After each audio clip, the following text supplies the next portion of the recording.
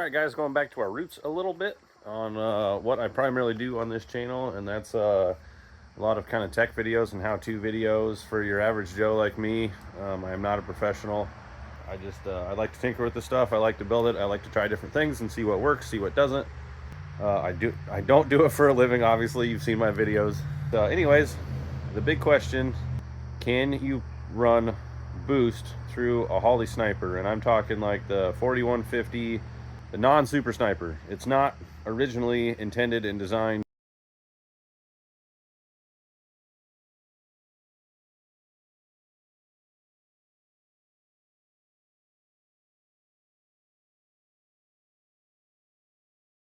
but I wanted to do a video to show you how to do it, and I'm here to tell you it works. It works good.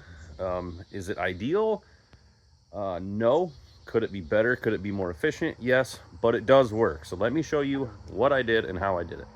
So as you can see, what we're working with here, it's my 91 Camaro. I got a ton of videos on this with NA setups, running the same Holley Sniper with MSD ignition controller, running the coil packs, and then we've got the Holley single plane intake on there. I decided I wanted boost, obviously, so I got the 7183 Borg Warner turbo, and I fabbed up the whole turbo kit minus the Hooker Blackheart headers that run driver side, crossover, passenger side, single pipe. I fabbed up all this. If you look super close, you can definitely tell that I fabbed all this up, but I did do a 50mm VS Racing wastegate, and then I believe it's also a 50mm blow-off valve. Super simple deal though, because we ran 6 summer this year and I had 8 days to get this car done. I did not do my intercooler setup. Basically shaved off a bunch of time, just went direct.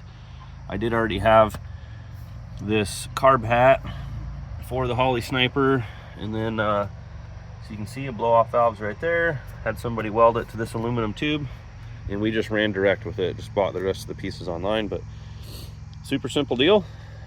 We got what you might call like boost reference maybe line coming out of the turbo right here, going direct to my wastegate, because this car is boost controlled off of wastegate only, and that's just by springs.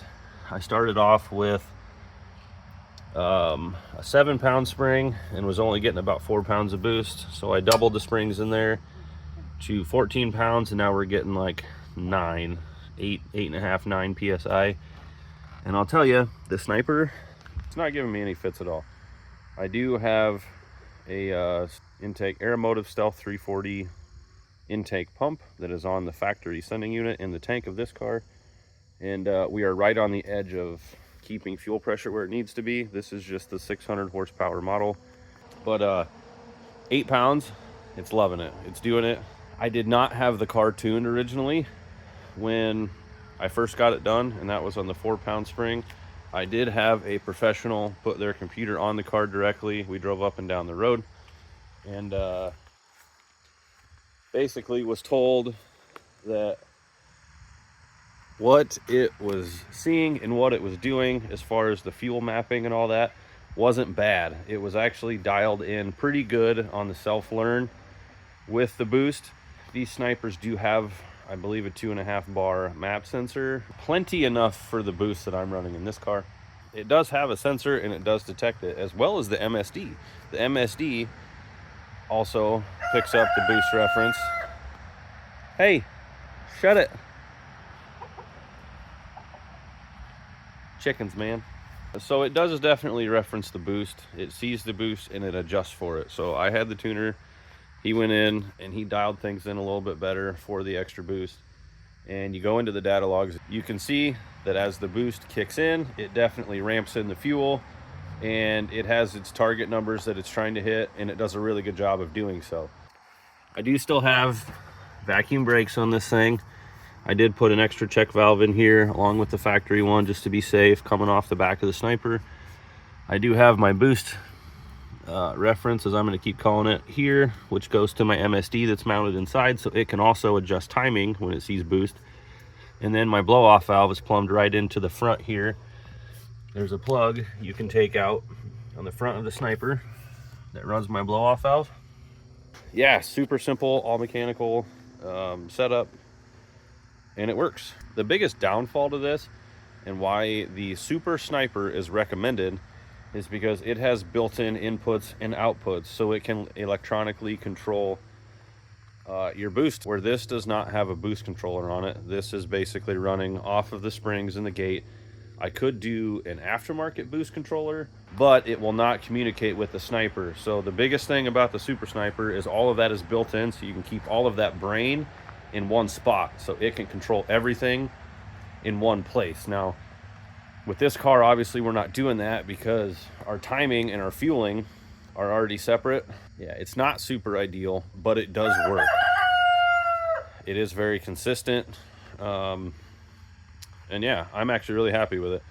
I didn't have to spend the extra money to upgrade to the Super Sniper. I wanted to do it with this Sniper that I already had.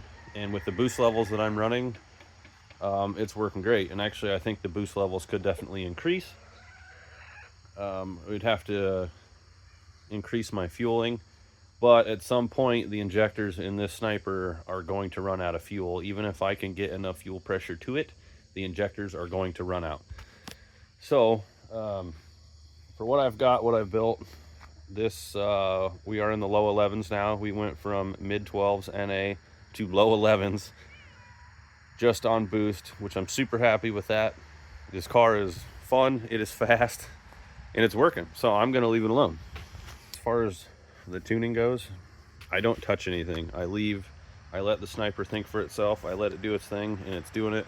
Yeah, that's that. That is the long version answer to a lot of questions that yes, you can run boost through a normal Holley Sniper, non-Super Sniper, and it works. So if you have any questions, comment down below. I'd love to help out. I learned things the hard way, so you don't have to.